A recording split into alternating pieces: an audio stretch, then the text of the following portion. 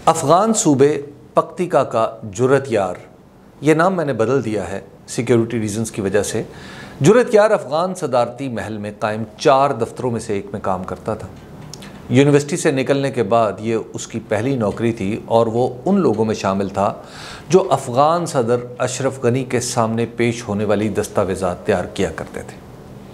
इन दस्तावेज़ात की तैयारी का तरीक़ाकार ये था कि जिस महकमे को अपने काम के लिए सदर की मंजूरी की ज़रूरत पड़ती, वो जुर्रत यार के दफ्तर को बताता।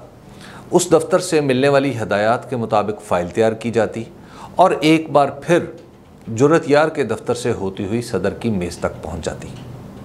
अगरचे जुर्रत यार का शुमार उन लोगों में नहीं होता था जो सदर के साथ बराह रास्त राब्ते में रहते हैं, लेकिन सरकारी फ़ाइलें पेश करने के लिए उसे दिन में कई बार ऐसे इजलासों में शिरकत करना होती थी जिनकी सदारत ख़ुद अशरफ गनी करते थे। इस तरह के इजलासों में चूँकि आला तरीन सतह के लोग शामिल होते थे, इसलिए जुर्रत यार को बहुत सी ऐसी बातों का भी पता चलता रहता जिन्हें सरकारी राज करार दिया जा सकता है।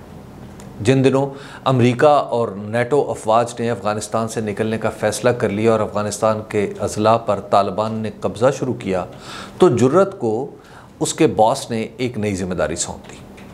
अब उसका काम ये था कि वो रोज़ाना सदारती महल में कायम कौमी सलामती के दफ्तर से ये इत्तलात इकट्ठी करता कि अब तक कितने अज़ला का सुकूत हो चुका है और इन मालूमात को जामे अंदाज में सदर के लिए तैयार रखता। ज़्यादा तफसीली मालूमात के लिए उसने कौमी सलामती के दफ्तर के साथ साथ मुख्तलिफ़ सूबों के गवर्नरों से भी रब्ता शुरू कर दिया ताकि ऐसे अज़ला के बारे में भी उसे मालूम होता रहे जो घेरे में हैं या किसी और वजह से ख़तरे में हैं।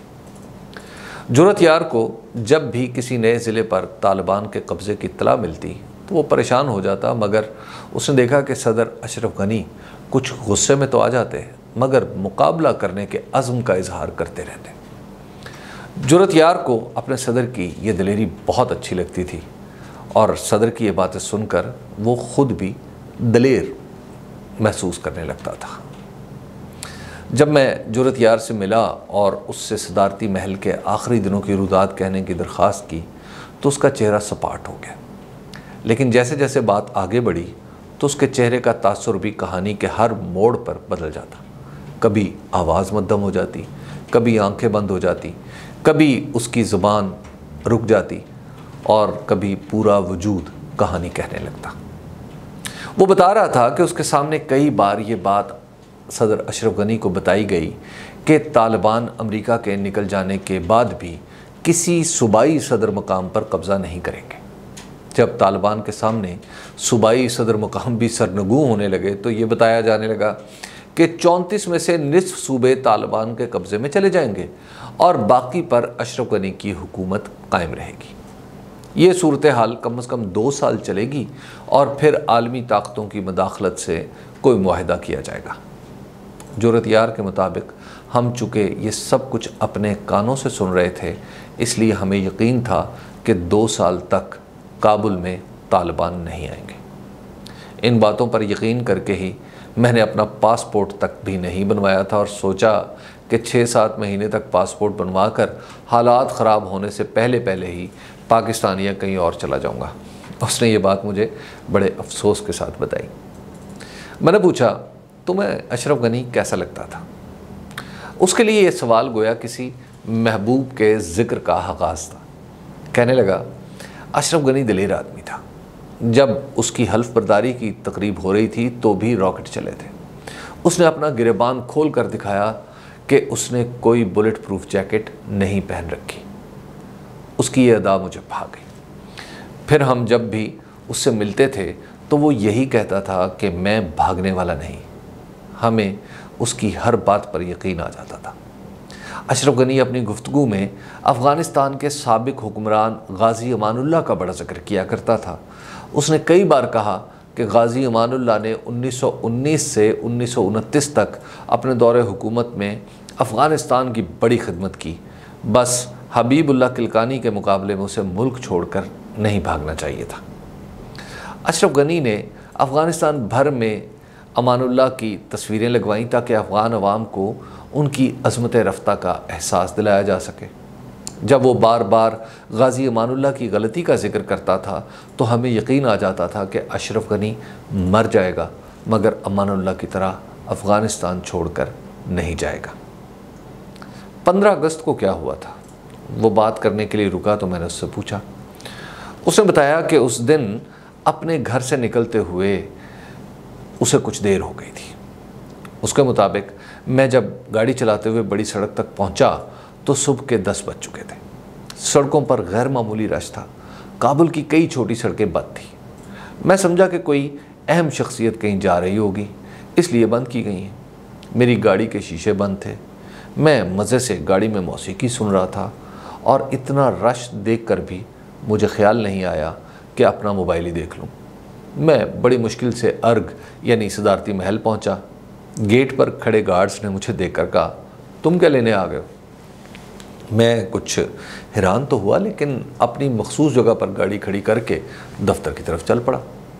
जिस इमारत में मेरा दफ्तर था वो 5 मंजिला थी और मेरा दफ्तर दूसरी मंजिल पर था।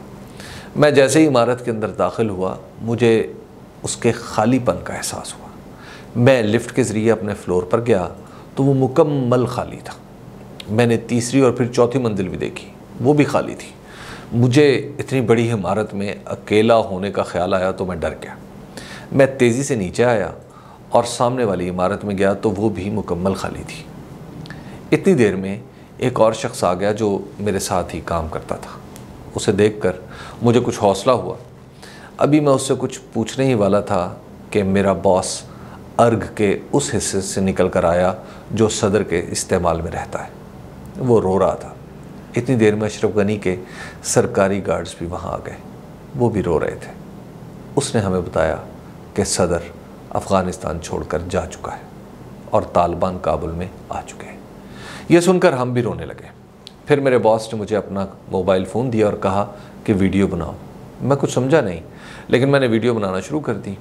उसने गेट पर खड़े एक गार्ड को बुलाया, उसे सरकारी गाड़ी की चाबी दी और कैमरे की तरफ रुख करके कहा कि मैंने सरकारी गाड़ी वापस कर दी है और गार्ड को हिदायत कर दी है कि अर्ग का जो भी मुलाजिम यहाँ आए उससे तमाम सरकारी चीज़ें वापस ले लें। मैंने वीडियो रिकॉर्ड करके उसका मोबाइल वापस किया तो उसने दोबारा वीडियो रिकॉर्डिंग शुरू कर दी और कैमरे का रुख मेरी तरफ करके पूछा, तुम्हारे पास अपनी गाड़ी है?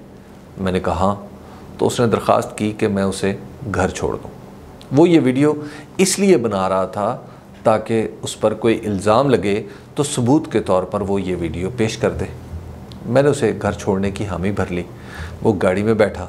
हम दोनों अर्ग से बाहर निकले तो उसके घर जाने वाले सभी रास्ते बंद थे। मैंने कोशिश की कि उसे घर तक पहुंचाऊं लेकिन ऐसा नहीं कर सका। नाचार मुझे अपने बॉस को सड़क पर ही उतारना पड़ा और वो पैदल घर की तरफ चल पड़ा जो उस जगह से 15 किलोमीटर दूर था। मैंने पूछा, तालिबान के आने के बाद तुम्हारी मुलाकात हुई उसके साथ? किसके साथ? अशरफ गनी या बॉस के साथ?